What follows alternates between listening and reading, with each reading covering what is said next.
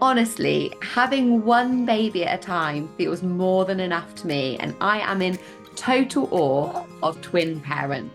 This week, I've managed to steal a total super mama welcome, Em, because you are blooming incredible. Thank you. What a lovely intro. Oh my God, there's only two of us and there'll be three kids. How are we going to manage Olive's needs as much as these two new babies? I wouldn't really know where to start with like twin sleep setups without it just completely taking over the entire house and things like that. Hello, I'm Pip, and welcome to the Midwife Pip podcast, the home of expert information and real chats on all things pregnancy, birth, and beyond. Honestly, having one baby at a time feels more than enough to me, and I am in total awe of twin parents and genuinely cannot get my head around how they navigate the newborn period around the clock with two small people. This week, I've managed to steal a total super mama away from running her Oh, business and caring for her toddler and new twin girls to hear about her experience and tips for other twin mums too. So welcome, Em, because you are blooming incredible. Tell us all about how you're doing at the I feel minute. like every mum's incredible. It's a tough job, but thank you. What a lovely intro. I'm good. You know what? I say that I'm good. Had a 4:30 wake up from Florence, who didn't want to go back to sleep, but I said to Charlie, I was like, "Can you just handle the twins?" That got to about 6 o'clock. I was like, "I need a bit more sleep, otherwise I'm not going to make any sense today." So, but apart from that, I'm good. The older one's at preschool, so that helps. But yeah, how are you? It's a lifesaver, isn't it? An absolute lifesaver, childcare. Mm. It's amazing. And I love what you just said. Like our default, I think, so often as women in society, and especially in mums, I think, when someone says, "How are you?" we go like, "Yeah, yeah, I'm really good, thanks." And then you're like, "Actually, how am I?" Because it's often there's a lot more to it, isn't it? There's not actually that many days where I'm like, "Yeah, everything's just okay." Like I am, I am generally okay. However, as I was saying before we hit record, Alfie's got a cold Yeah. today. That's unfortunate. He's got a toddler brother who goes to nursery. It's going to happen. But off the back of his meningitis illness, I feel like every time this child has anything wrong with him, I'm just going to be like an anxious, irrational mess. Yeah. So that's how I am today. And he's joining us because can't bear to put him down. Oh, that's all good. I But mean, I one have of my the hands full if I had mine. yeah, oh my gosh. I mean, we're going to talk so much about this because I watch your stories and I'm like, I just don't know how it works. I don't know how it works in any sense. So you're going to enlighten us. But I want to take you back to the beginning, Em, if I can. And that moment, I mean, I'm assuming it's your 12-week scan, but you may have had an earlier one. So tell me about the moment that you found out there wasn't just one baby. Because you said, and I think you've spoken quite openly about the fact that you planned to have a family with two children, and here you are with three. Yeah. Yeah. Yeah. We found that out at 8 weeks because I was like, let's go for a reassurance scan. So we did with Olive. And I think for me, it's just one of those things. I'm working with like a lot of pre and postnatal women. Like I see everything, every type of pregnancy complication under the sun. So I think I'm just so aware of what could go wrong. So I'm very much like, I just need to know that everything's okay because getting to 12 weeks is a long old time. Yes, we booked in and because it was like early on, it was like transvaginal scan and the sonographer went really quiet and I was like, oh God, I've been feeling really rubbish up to this point. And I thought, it's gonna be bad news. And then, oh God, sorry, my thing's going on back. Um, just turn those off actually. Oop. And then basically I thought, he's like, and he goes, "Do you want to see your babies?" And I was like, fuck. He goes, "Yep." It was two heartbeats. And I was like, Charlie just sat in silence. And I was just like, how has this happened? Just basically swearing. And was laughing, then I was crying, and then I was laughing and then crying. And it was just this huge shock because in my family, no one's got twins. Um, I was like, never ever once in my life I thought I would have twins.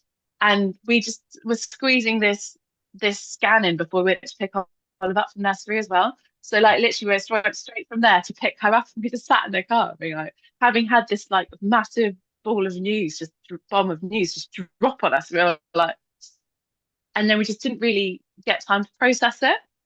Um, and then I think I was just in this like quite dark pit for like two weeks because it was suddenly like how all these things come up because I think going from one to two is quite an easy jump because everything's made for a family of four. Yeah.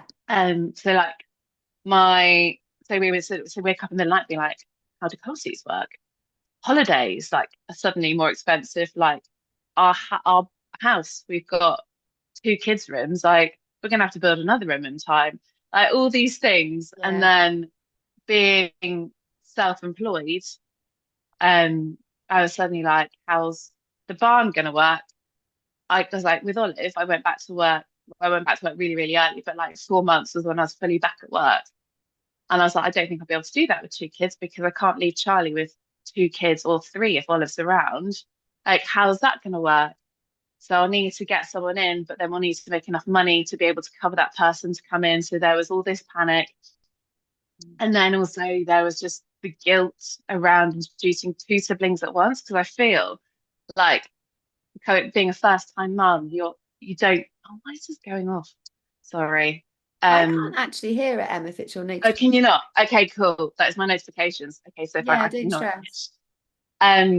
But it was like this guilt around, yeah, introducing two siblings at once. Because when you're a first time parent, you're just they're like you're supposed to like this little three, and you're like you don't know how life would be if you introduce someone else, and you don't know if you'll love enough another child as much as you love your first. Mm. And like so you're like, oh my God, there's only two of us and there'll be three kids. How are we going to manage Olive's needs as much as these two new babies? So there was that guilt. And then like finances, you're like, oh my God, nursery fees as well. You're just like, great, gonna have three kids in nursery at once. Yeah. And then I think lastly was just like the whole thing around aesthetics. Because like when you're a when you hear about twin pregnancies, like, I've never trained anyone throughout a twin pregnancy, but I've coached people the other side. Like I've had a few mums who've had twins, like further down the line comes classes here.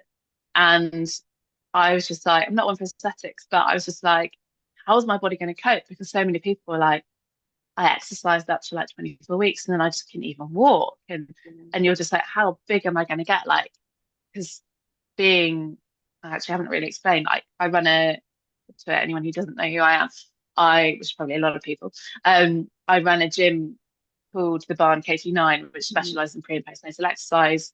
And I'm one of the instructors here as well. So like it's quite a physical job. It's your job, right? You need to be able to move and exercise, Yeah. show people what to do Um, ultimately. yeah, so it was kind of that. And also like being a DCDA pregnancy, for anyone who doesn't know what that is, that's like where you've got two sacs, two placentas. I was like, that's quite a lot extra aside from the two babies. So I was like, how big am I going to get? um, and but actually, yeah, the pregnancy was very much up and down, and also like Charlie was very much hit with like this whole how we're going to cope because also when you find out you're pregnant, your first thing you do is like you turn to Google. So my thing was like reading up about vanishing twin syndrome. So it was like Mm. reading up like if I get obviously I found out I was pregnant with twins at 8 weeks, but there's a chance that I could get to 12 weeks and there'd be no babies, or there could be one baby. Like so there was how is this going to pan out? And Charlie was just reading up. There's a charity called Twins Trust, which is great. Like it's really good. It's got like all this information about twins, all this support and everything. But then he was reading up on the Twins Trust, like experience of twins as a dad, and everyone was like, your life is like how you're going to survive, and like your life is going to be over, and all this and that and the other. And you're just like, there's just so much negativity about having twins and how hard it's going to be. And yes, it's hard, but like, oh, we'll talk about this in a bit. But it hasn't been like the end of the world. Like the first bit is pretty tough, but like we've made it work, and yeah. But but yeah, it's been an interesting one. Oh, and thank you for being so, so honest, because I feel like there's this context in all pregnancy, but it must be heightened with multiples, in that when you find out you're pregnant, you must just be full of elation and complete joy and gratitude. And of course, like there's elements of, Yeah, I'm not saying you didn't feel joy and gratitude for being pregnant at all, yeah, but also that like hitting home of what are we actually, how is this actually going to work from so many aspects? yeah. I really resonate with a lot of what you're saying around Olive and her needs because I felt that just Mm, introducing a singleton into our family and that guilt around Finley, our firstborn. So to navigate that twice fold, at least I knew we could divide yeah, and conquer, one take one each, worst case, to actually think how are we going to navigate that with three is really, really tough. And I think for mums listening that are in a twin pregnancy or have just found out they're having twins, just to hear that actually it's okay and it's valid to feel those practical concerns because they're real and this is real life and that's all right. Because I think often when we think of twins, you see a lot on social media of like two gorgeous little babies snuggled up together and it all looks very yeah, lovely. And I'm sure you've had moments of that, but I'm sure equally they've been few and far between amongst real life, especially with a 3-year-old in the mix as well. Like you're just incredible. And I've loved following your journey. And you've looked like you've been taking it in your stride with elements of beautiful realism, which I, adore from your page. And it looked like you managed to stay strong and keep training for a good old chunk of your pregnancy. yeah. Do you know what? It was one of those things. I was like, I don't know how it's going to go, but I'll just keep moving because having been pregnant before, like training throughout pregnancy, as you know, is so important because, like, especially with a twin pregnancy, you have this massive bump growing on your front, like this huge anterior load. So you need to keep your body strong to be able to support it. And I was actually really surprised by how well training went throughout pregnancy. Like towards the end, obviously, I adapted things and Mm. just like changed my foot stance if I felt I got a bit of pelvic girdle pain or like and just modified things for where my body was at. But like I stopped training 2 days before my birth Oh, because wow. I just didn't want to go into cesarean with Doms. I Valid, was like, valid. it's like, do you know what? This is sensible. Don't want to run that risk. We'll just stop training at this point. I'm happy. Yeah. Um, but like I think walking was the hardest bit, I think, for me. So Mm. like training actually felt okay. I used to love going for like long walks, but as after a while I knew it just felt carrying this heavy weight. You're just like, actually, I can't do that. So And can yeah. you touch on your birth a little bit? Because for those of you that have listened to the podcast for a while, you may have already listened to, and if not, then I'd recommend going back to listen to. But you kindly shared with us your birth experience with Yeah. Olive's birth, which was, a very beautiful, fairly straightforward, fairly quick, spontaneous vaginal birth. And I'm sure when you found out you were pregnant again, you kind of planned a very similar, if not identical, birth to Olive. But actually, you made empowered, informed decision to birth your twins via an elective cesarean. Do you mind kind of explaining sort of how you came to that decision then? Because it must have been a difficult one, I think, because you loved your birth with Olive. I know you share how positive it was.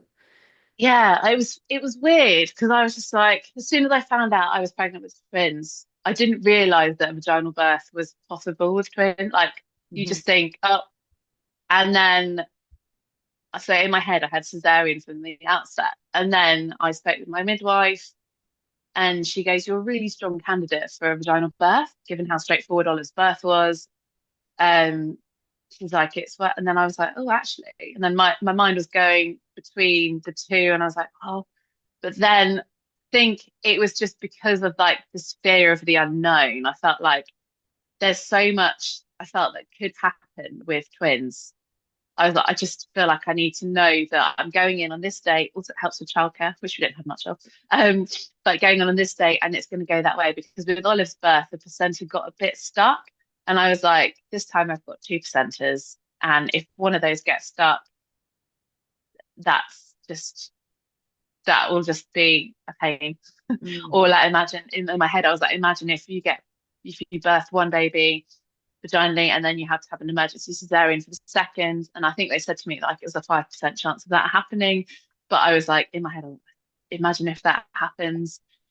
So I think it was just that kind of like, I just need to know that it's going to go that way. Yeah. But I asked, because I think, well, as soon as you say you're having twins, suddenly you just get this whole like twin mum community, like just arrives from nowhere. And I had quite a lot of twin mums telling me their vaginal birth experiences, and they were so positive. And I was like, oh, it is. But I was just like, do you know what? Cesarean is kind of like in my head. I was like, that's the best way. And and I thought I'd rather have a positive cesarean birth and a positive vaginal birth. So I've had and to be honest, I've had two really positive experiences. So that's just amazing. I can talk a bit more about the birth if you want, but that could be quite a lengthy one. No, but I think what's really key, I think, is for twin mums to understand that A, you've got choices, and B, Yeah, you don't have to just because you've had a vaginal birth before. You don't have to go for that. Actually, there are yeah. there are options and choices. Can you tell us a little bit Em, about what made this cesarean so positive for you? Tell us a little bit about that birth because I love hearing about birth. Yeah, I mean, well, I hate needles. I hate anything like that. So I was Okay. shit scared when I went in.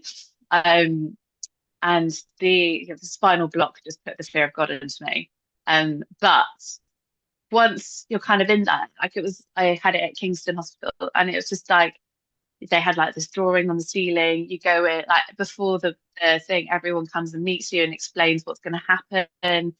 And you go in, and then everyone tells you about their different roles that they'll be And there's a lot of playing. people at And a twin birth because you literally have I think two. there's like, yeah, so there's like two pediatricians, two midwives, I think there's like 14 people in total or something, or maybe even more. And yeah, and like the anaesthetist was so chatty, she was really lovely and like really reassuring. Like people held my hand and I got really like scared. And then literally it's that moment, like it's just that initial bit, and then suddenly you're handed your baby or babies, and suddenly everything else just gets completely forgotten. So you forget what's going on, and you're so focused on these babies being there. And it was just a really wonderful like experience. I mean, like the initial recovery post C-section is not the easiest. That really took me by And I surprise. guess you had that But comparative, didn't you? Like recovery with one yeah, baby from a straightforward vaginal birth versus recovery with two babies and a toddler and a cesarean birth. Like very, very different experiences. yeah, and I think that bit post birth, like I lost 1.9 liters of blood. A bit generous, Um, then. A little bit on the yeah, generous side, that. no, but luckily my is it HB levels were just high enough so that I didn't need a blood transfusion. But I see you're pumped full of drugs, and then they give you all the oxytocin to just help your like uterus contract. So like the day the girls were born, I was just in this complete like fish tank bubble, didn't know what the hell was going on. I remember speaking to my sister after, like a few days later. I was like, I don't know if I actually called you. So I was like, oh no, I do remember. It's like all this like really hazy daydream. I don't even know what I was talking about. But yeah, like Kingston Hospital, they were just brilliant. And like um my twin midwife popped up the day after the girls were born as well to say hello because she was around. And yeah, it was just really, really good. And like the recoveries it's been all right actually. Like it's taken me by surprise how tough cesarean recovery is versus like just in comparison. But then again, I did have a twin pregnancy, so my uterus was double the size. I'm also got a toddler. But no, it was really wonderful. I mean, what a journey, what a journey. Can you tell us, and I know this is something that you share so beautifully on your social media, but what have been some of the biggest challenges about having twins? One of the biggest challenges, I think, is just we don't have any support because my parents live about 3, 4 hours away in Norfolk and I live in Surrey. And my in-law is always really busy with work. So it's literally just Charlie and I. I'm lucky that Charlie is around. So like we kind of do 50-50 parenting. Um, but it has to be said, like I'm so glad this was my second pregnancy, that it wasn't just me, just because you kind of know that everything's a phase and how babies work. Although I think I did forget at the beginning, I was like, oh my God, how does this work again? But Yeah. you kind of pick it up and you know that it's all going to pass. You've got more Um, confidence, haven't you? Because yeah, you've you been through this do. baby bit before. Yeah. And then I think like one of the biggest challenges is like pregnancy and on the other side, like there's just so much like negativity around twins. Like Mm. I feel like people would just be like, oh, I think it was just like, you've got twins, oh, you're in trouble, or double trouble, and this, that, and the other. Um, and like a lot of twin parents would be like, oh, you're in the trenches, like in those newborn stages. Like, and they'd always give me like a look of this pity, being like, oh, you okay? It's really hard. And I think those first 10 weeks were intense. I remember Charlie going off for a bike ride. Because I was like, oh, the witching hour hasn't happened. It's absolutely fine. Go for a bike ride in the evening, get out of the house, do something for you. And I sat here, and at that time I was exclusively breastfeeding.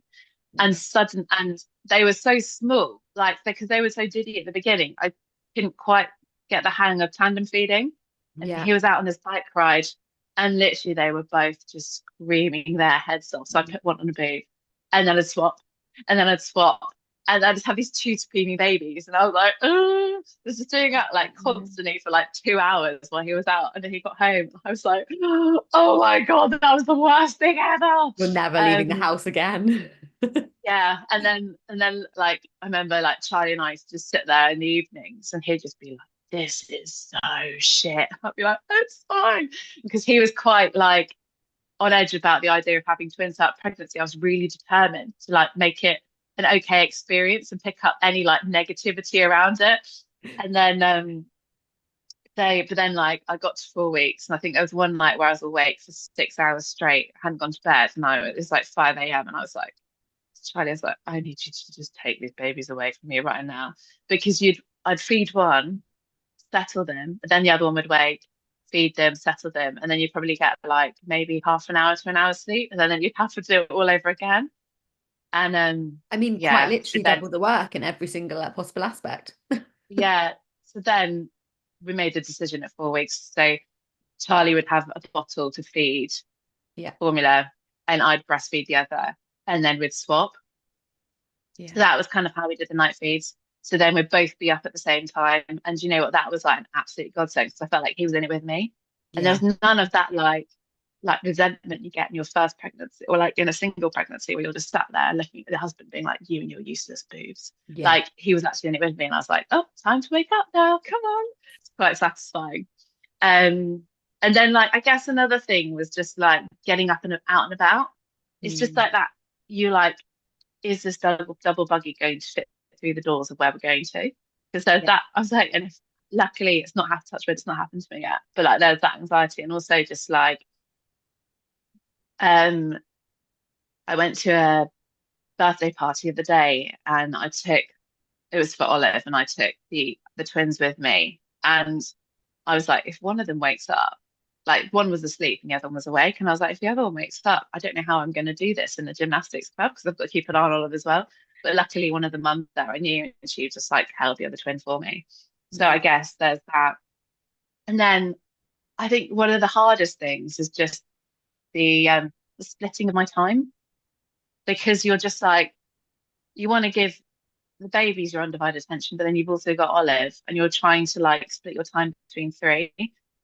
And it's also just like you just get a very different experience with twin babies than you would if you had a single baby because you can't have those cuddles on the sofa for hours on end because once you've fed and changed one baby, it's then time to feed and change the other baby. So you kind of have to put them down and then tend to the needs of the other baby.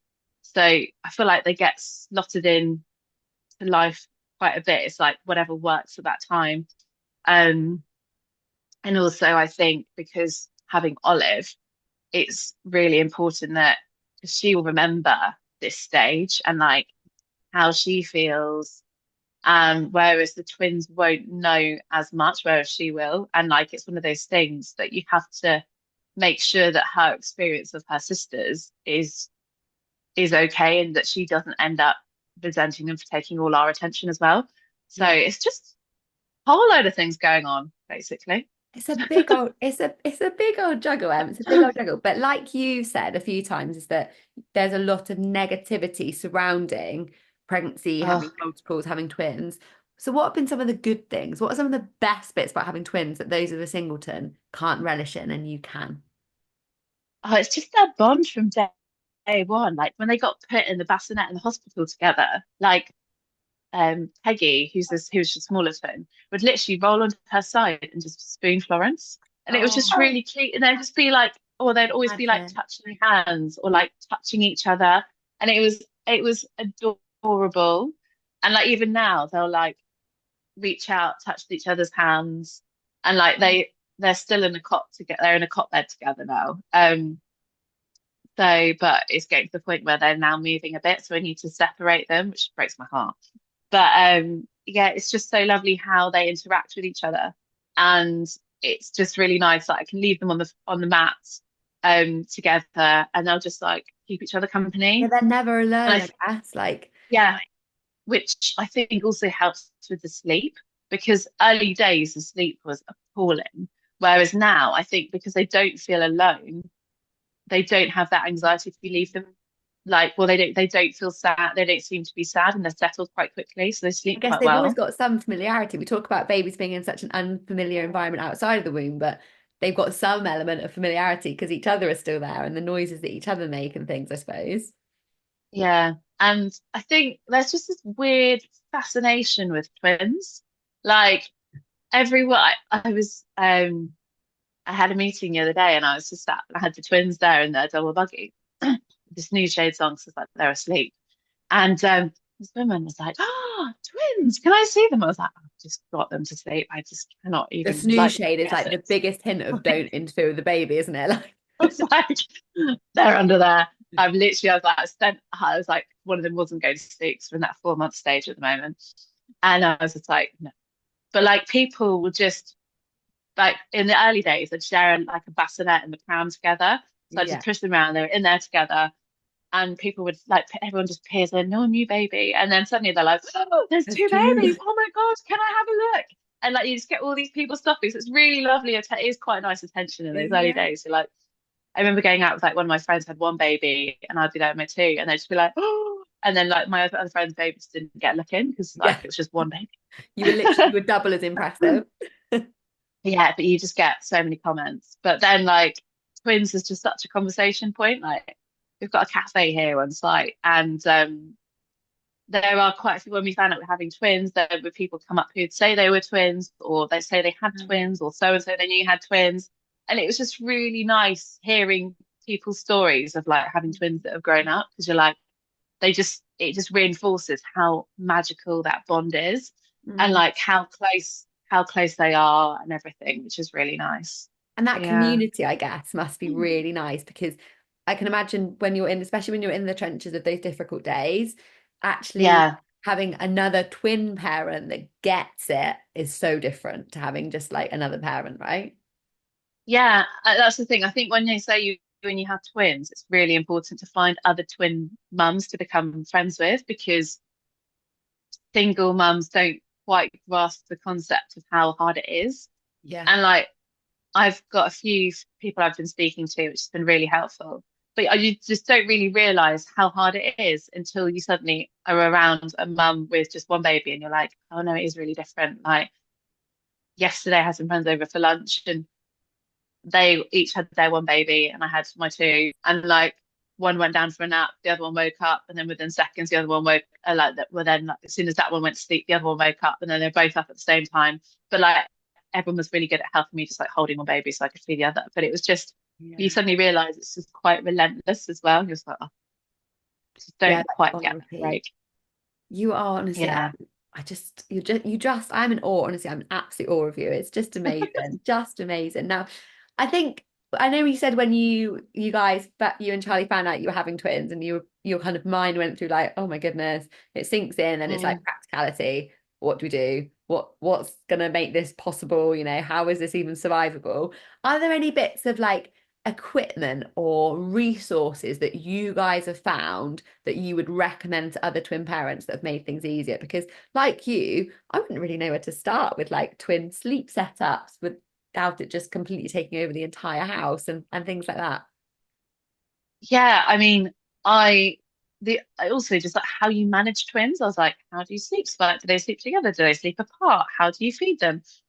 There are just so many. Do you keep them on a schedule? Do you just go with it? Like, there's so many different questions, and so for us, I think double buggy is a must. Yeah. Like, and I quite one we bought a bugaboo donkey off Vinted, and they're side by side. It is massive and quite cumbersome. It's handy for the fields around here to like go across, but we've just bought a smaller one called a baby jogger or baby jogger city duo or something, and in that's a little bit more compact and it's a lot easier to just fold up because our pram currently takes up the whole boot of our car and it's Yeah, quite a I big car to imagine. collect. So You need like for where you live, like for those that haven't seen she lives in, well, you can see the beautiful beams that I've enjoyed with the little tour of her house before we came in. I But can show you you, outside the window. There oh we look, go. just beautiful, just beautiful. We must make sure we Taking repurpose the view. But Emma lives on a beautiful farm, Fairset's farm, but you've built the barn, yeah, which is where you do all your pre and postnatal training from. So very rural. You need yeah, a rural buggy, and we know they're big, especially when you then need two babies in a rural buggy. yeah. So that's baby born bouncers are an absolute godsend because you can just bounce one while you're feeding the other, or like keep them entertained.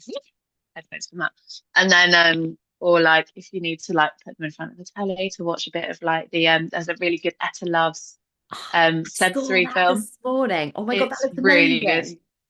Yeah, because it's not as like overwhelming and overstimulating as the classic Hey Bear. Um, so yeah, that's really handy. And also like or like when you're bottle feeding, they're a little bit more upright, so you can kind of bottle feed them in the bouncers. Mm. I'm just longing for the day when they can hold their own bottles. That'd be an absolute game changer. And then the classic Potter and Temple play mat, just because they're so big and you can just literally leave them on there to just move around. So they just lie on it and entertain each And other. if they vomit And I on them, guess, it doesn't matter because you can just wipe them clean and it's oh my great. God, exactly. I think they're kind of like our key things that we found are really helpful for twins. And like, also, I guess like we've got a cleaner every Monday and she's just like, oh my Mm. God, send. Because the rest of the house just goes to shit when you've got three kids because you're like, okay, I need to tend to your knees. And then you get to the end of the day and you're like, oh my God, I've got to do that washing up or whatever, which I'm actually looking at the corner of my eye. So yeah, so if you can, that's amazing too. But yeah, I think they're kind of like double buggy bouncers and like a good play mat seems to be pretty handy. And I think, we're like you, in that we've only got two children, put that out there first. But we also don't have, support around us. So if we've got support, it's paid help. So be that, a cleaner, nursery, childcare, all that kind of stuff. And I think one of the things that we need to get better at as women, we're in this like, I feel like we're this guinea pig era of mothers where the societal expectations, partly that we put on ourselves, you've got your business, Yeah. things that you need to be doing that perhaps generations ago women didn't do because you didn't go back to work after you had children. So we've got like these societal pressures and obviously social media, and that's like a beast, isn't it? In so many good and bad ways. But then from a practicality perspective, we've often got less support. There's less, practical and emotional support because people move away from families now. We're not in this big village culture where you have a baby and lie on the Mm, sofa and everyone rallies around you. But also from a professional support perspective, resources are so stretched. I know when like I was yeah. born, my mum stayed in hospital for 2 weeks just because that's what they did to look after you. Like we're in this really hard time. And so I think being able to, especially if you've got twins, lean into the help of strangers, obviously in an appropriate way, but like friends and family. So when you're at that baby group and someone says, do you want me to hold that baby while you do X, Y, and Z? Like not feeling like you need to just manage on your own is really powerful. And it sounds like that's something that you've kind of done on your journey. Yeah, like just having like outside of the cafe, like there's quite a big community that's built up around here, and everyone who like knows our business knows that we've had twins, and people are like, "Oh, are these the twins?" I'm like, "Do you want to hold them?" Yeah, here you go. Please do. So I've just got all these people like holding the twins. But like I was going to say, actually, one thing that's really important because I do go through. There've been a few phases where I'm just like, I felt like I was just helping everyone and making sure everyone else was okay, but no one was making sure I was okay. Yeah. And I was just like, this is just too much. And I think as a second time mum, you realize the importance of taking time out for you. because once you've got a babe, if you're looking after a baby or a toddler or whatever, you're constantly, you're constantly on. So like you're constantly like on edge. You're kind of like, what's their next move? When are they going down for a nap? When do they need feeding? Are they going to walk off and fall down those stairs or like whatever? So you're never fully relaxed. So taking that time out, like I think we've got this thing where we try and take an hour each day. Charlie and I, so like I'll just go out for like a walk solo or do a workout by myself or just have some time in the house to just do vintage stuff or whatever. But Yeah. like just that time where I don't have to think about a baby because it just helps me kind of regulate a little bit.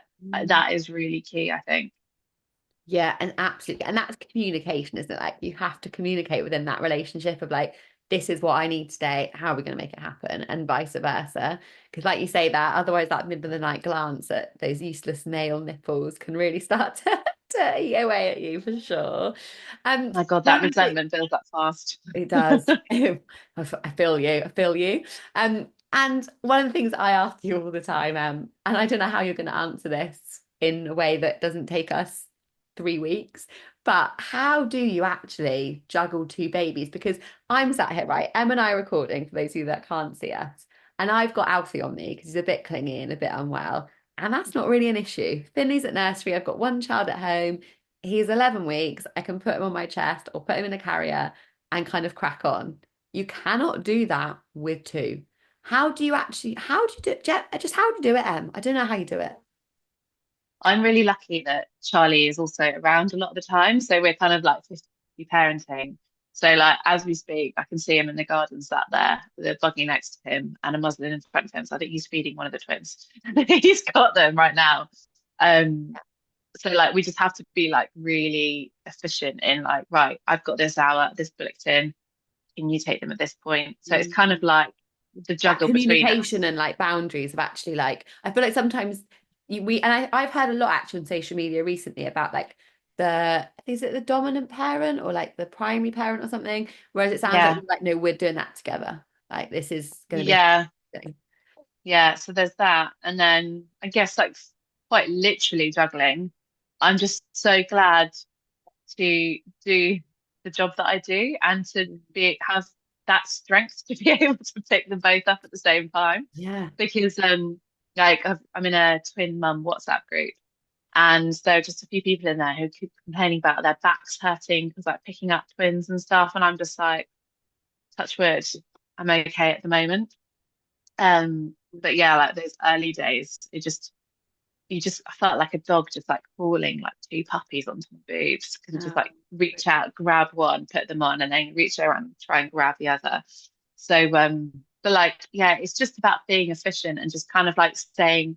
I think the thing is like just trying to stay one step ahead Mm. and just make sure that you'll never have two unhappy babies at once because that's just when everything melts down because you just can't split yourself in two.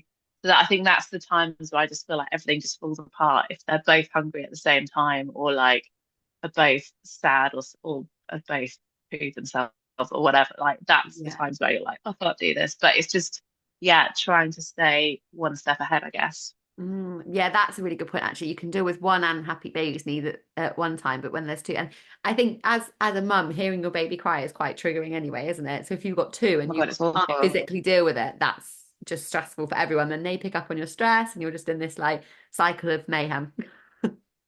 Yeah.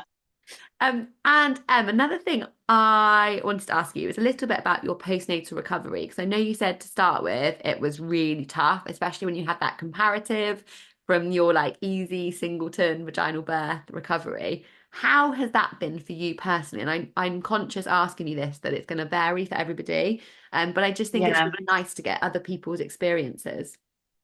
Yeah, I mean, it's been like the first 10 days were horrendous. Like, I remember day two waking up being in a lot of pain, and because I had lots of blood loss, they weren't sure if they were like, if I could have ibuprofen just yet. So I just was on paracetamol, and you were just like, this isn't enough.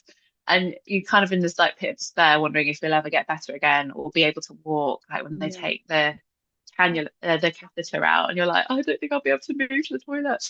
But by day 10, it is just so much better.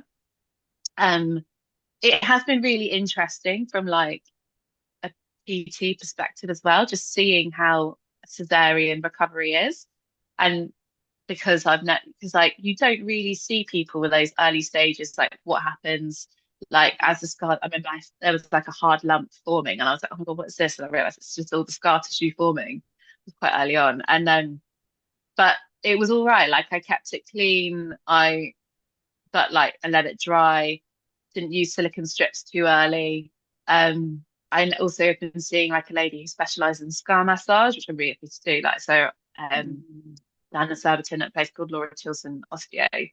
I've been going there to see a lady called India Cook, and she just like she's helped educate me about the scar as well, which has been really helpful. And also I think the thing is like your body's been through so much. Like it's just I follow a few people on Instagram who've had like cesareans, and like as soon as they hit 6 weeks, they're like, here I am doing like double leg extensions and straight legs and stuff. And you're just like, don't start at that point. Like you may feel like just start off gradually. Like we've got a return to exercise course here at the Barn K29 that's called postnatal uplift the beginning. And it is literally starts off week one, stretches, deep like deep core like work, breathing, like connecting with that pelvic floor and just like moving into like rebuilding all those movement patterns in. And like that is how it should How it be because should you get so be, yeah. it really frustrates me actually. I see so many people going off doing like I'm back in, here I am lifting heavy weights at like 6 weeks. I'm like, okay, cool, great, you Let's can not do that. But celebrate that. actually, Like, let's not yeah, again. It's not good. I'm like, your body may be able to do that, but how about you just start off gentle, rebuild those foundations, and then you'll come back so much stronger. Because like now I'm like lifting like a lot. Like the other day I was like, I deadlifted 60 kilos for like 10 reps. Like, and I don't think I was able to do that. I mean, like if like some people might do that out straight, but I feel so much stronger having rebuilt everything and they've got like no niggles and stuff. So like recovery's been all right, but it's just a lot slower than I thought it would have been because you kind of think, oh, I thought my C-section would feel okay by now. And like, no, I'm actually have to remind myself that I'm only 4 months since major abdominal surgery. And your scar tissue Yeah. takes up to 2 years to kind of like evolve and develop. So it's just an ongoing. And also, like, if you had a knee surgery, you'd always say, this is my dodgy knee. Yeah. Whereas, like, I think because you've had a cesarean and it's just like, oh, it's just childbirth, that's our society likes to think. Like, you you just don't think of it as something that will need attention for the rest of your life, I guess, because you should keep massaging it. Can't like you obviously don't need to massage it as much throughout the rest of your life, but like it's something you need to be mindful of Mm. and like pay attention to because otherwise it can, yeah, cause problems. So, but yeah, it's all right. I'm feeling fairly good at myself, to be fair. Good. It's And that's, just I think, like, again, reassuring to people to hear. But I love what you just said, about that, like that expectation and return to exercise. I think even if we take mode of birth or twin pregnancy out of it, it infuriates me so much. And I think we're seeing more and more, and whether this is just my algorithm at the moment, because social media knows I'm postnatal and it AI does funny stuff, doesn't it? But I'm seeing so yeah, much around, especially like influencers, not necessarily professionals, back lifting weights at like, or exercising or running at like ridiculous timescales postnatally. And then people are like, oh, that's amazing, that's yeah, incredible. How did you get that? I want to do that. And I just feel like saying there's a reason why in 2024, half of postnatal women have a pelvic organ prolapse. This is the yeah, reason why, because we don't grant our bodies the respect and the compassion that, quite frankly, they need. And if we did, yeah, like you say, have a knee surgery or anything else, we'd expect to have this period of rehabilitation, and we don't respect that with birth, and it's wrong. Women deserve better. And also, it's not just a normal recovery. If you were recovering normally, you'd be like, oh, I need to sleep really well. I need to really, nourish my body and eat really well and rest up. And motherhood is none of that.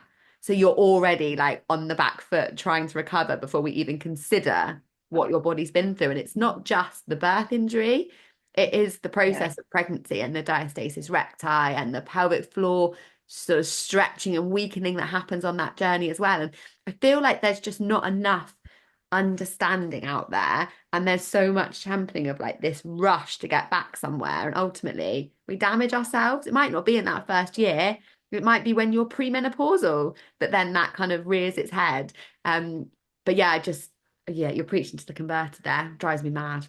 I mean, it drives me crazy. I've seen a few people, it's like, I've had a baby, cool. So this, and I'm a PT, so this is my return to exercise. Here I go. And I'm like, but you've not shown any like stage one like ab work or anything else Yeah. that like will help you get to where you're at now. Like, I was like, are you even pre and post qualified to be able to giving out this advice, or are you just because you've got a big following, you just assume? And then you see all these people being like, "Oh my God, you're so amazing! I wish I'd had this when I've had my C-section recovery." I'm like, "You shouldn't be doing that." So then I Yeah, don't want to be that hater that's like keyboard warrior, and then I'm like, just stay in your lane. I But know. But I think it's such an important message to, and I feel if no one takes anything else away from this, don't rush to return to exercise, but or do return to exercise. But I think again, exercise is such a broad term. We're talking about return to recovery, recover your body, rehabilitate your body, give it that yeah, nurturing pelvic floor and core rehabilitation. Do that early. Yes, amazing. yeah. But don't try and like lift a massive weight or go for a run. Someone said the other day, oh, I'm not going to go for a run, I'm just going to go for a jog. And I'm like, no, no. Impact on your pelvic floor. I don't care whether it's a jog or a run, neither's happening. Like, go for a walk. Great, perfect.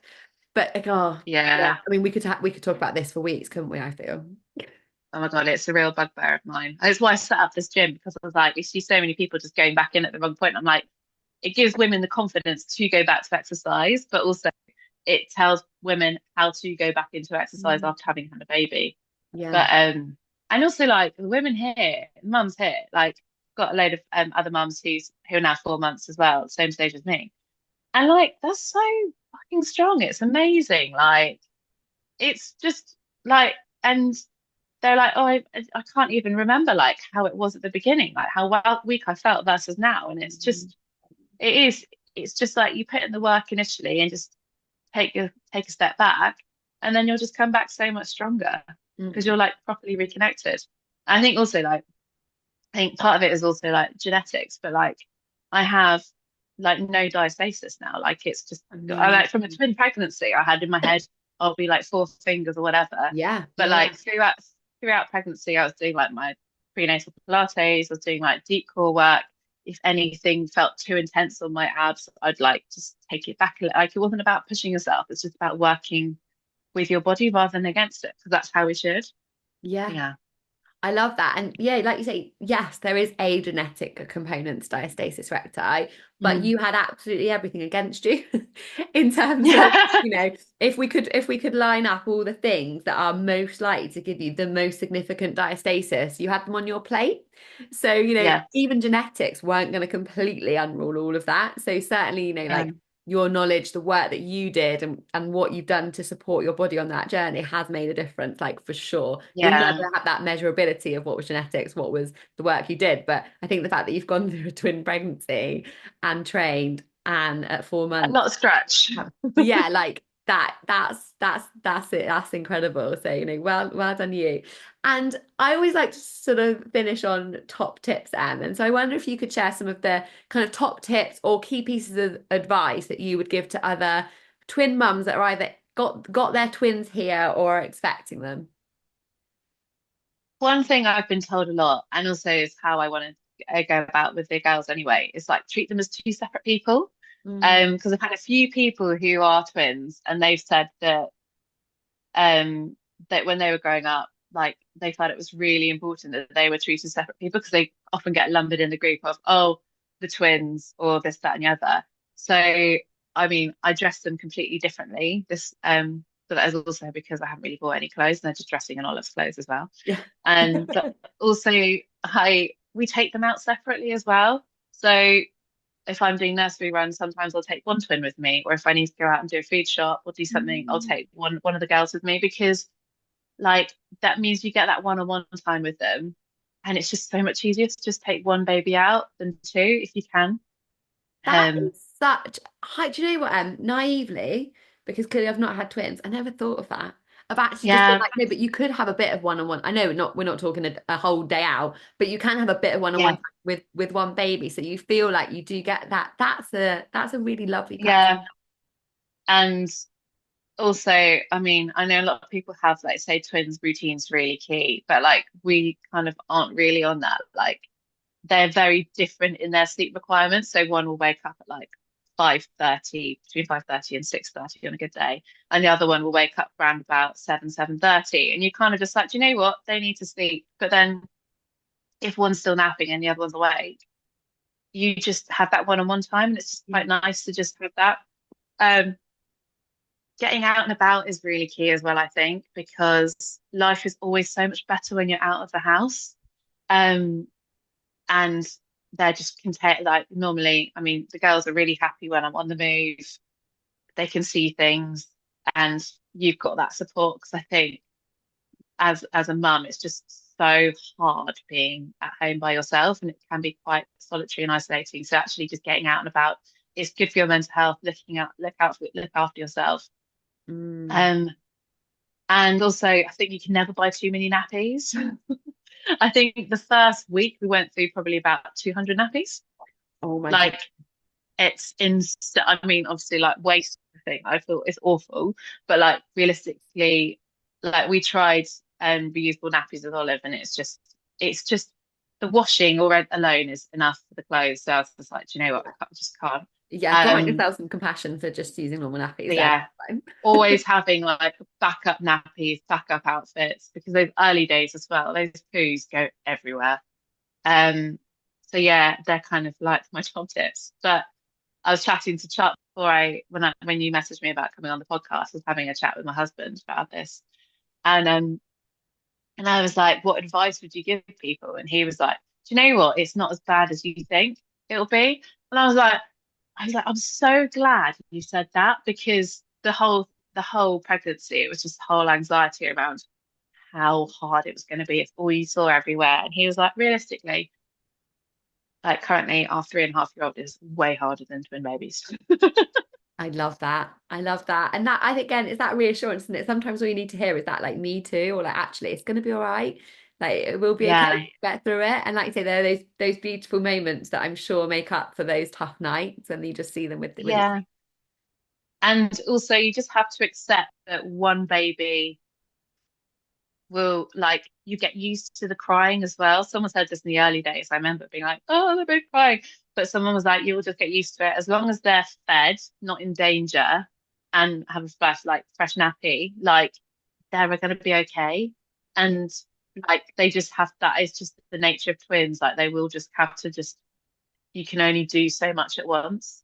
So you're doing your best at the end of the day. Like, being a twin parent is tough, but with every shit bit, there are just so many great bits. And like, I feel like I'm kind of, touch wood, reaping the rewards now, because they sleep really well. They are happy together, so I can leave them on the floor together and not feel guilty if I need to do the washing up quickly, because they've got each other. They don't feel alone. And as they grow up as well, they'll just always have someone to play with, which is really handy, because it can get quite tiring playing as a parent, can't it? Yeah. It can, it can. And it sounds like they're going to grow up to be strong, independent little girls, because it sounds like Olive is exactly that, and they're going to have to keep up with her. So it's great. Yeah, as long as she's able to dress them though, like, poor girl, she has to go and choose their outfits every day. And I'm like, yay, this is what they're wearing today. Great. You choose your But battles, yeah, whatever gets you out the house as easy as possible is an absolute win, isn't it? With a toddler. You choose what exactly. you're going to have a battle over, and getting dressed is not one of them. Yeah, just go with it. Go with the flow. Oh, you're Yeah. an absolute star. And for anyone listening who either wants to follow your twin journey, reach out for advice around their own twin experience, or follow you for all of your awesome, real, thank goodness, pre and postnatal exercise advice, where can we find more of you? So on Instagram, I'm on _point_training. And I think most links, I've got a blog that I very infrequently update these days on there as well. And then the business is the Barn KT9, and we're based in Chessington in Surrey. So there's a lot on there as well about all our life going on behind the scenes.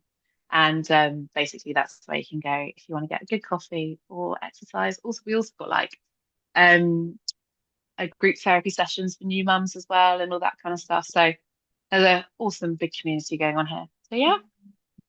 I'm always quite envious actually that I don't live near you because I feel that community just through your social media. And having seen the picture of your coffee yesterday, and I'm a self-confessed coffee snob, and it looks like the coffee is incredible. So good It job. is really good here. It's Um, needed. oh yeah, yeah, literally. Thank you so much for joining me. I know you're crazy busy and your hands are more full than possible. You need like octopus arms. So thank you so much. I really appreciate your time. Thanks for having me. So